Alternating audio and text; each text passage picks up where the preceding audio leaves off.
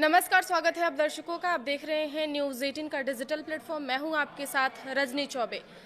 तमिलनाडु में नई सरकार के गठन का पूरा मामला उलझ गया है। विधानसभा चुनाव में सबसे बड़ी जीत हासिल करने वाली एक्टर विजय की पार्टी टीवी के सरकार बनाने के लिए जादुई आंकड़े को हासिल करने में विफल रही है। 234 सदस्यीय विधानसभा में उसको 108 सीटें मिली हैं, लेकिन सरकार बनाने के लिए 118 सीटों का जादुई आंकड़ा चाहिए।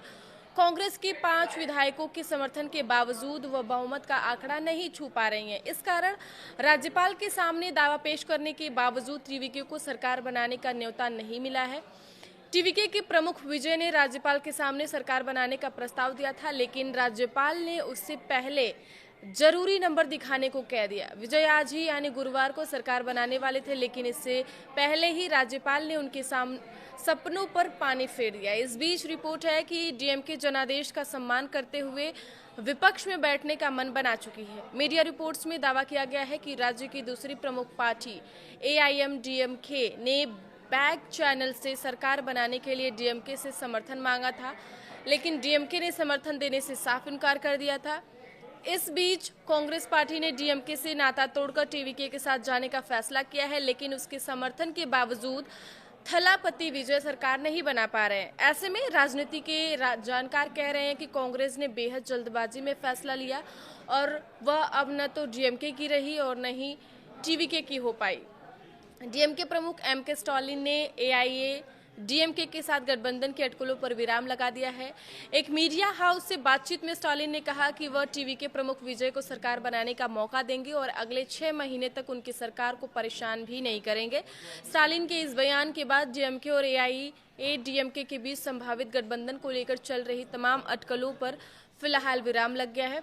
तमिलनाडु में नई सरकार की कवायद के बीच एआईएडीएमके ने विजय की पार्टी टीवीके को समर्थन देने की संभावना से साफ इनकार कर दिया है।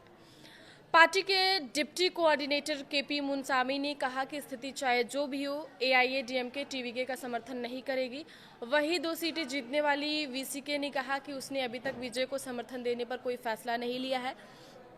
पार्टी के एक वरिष्ठ नेता के मुताबिक इस मुद्दे पर अंतिम निर्णय पार्टी अध्यक्ष तोल तिरुमावलान लेंगे। संविधान के तहत राज्यपाल के पास कुछ परिस्थितियों में विवेकाधीन शक्तियां होती हैं, खासकर तब जब किसी भी दल या गठबंधन को स्पष्ट बहुमत ना मिला हो। संविधान के अनुच्छेद 163 के तहत राज्यपाल ये तय कर सकते हैं कि किस नेता को सरकार बनाने का आदेश है और किसे नहीं है।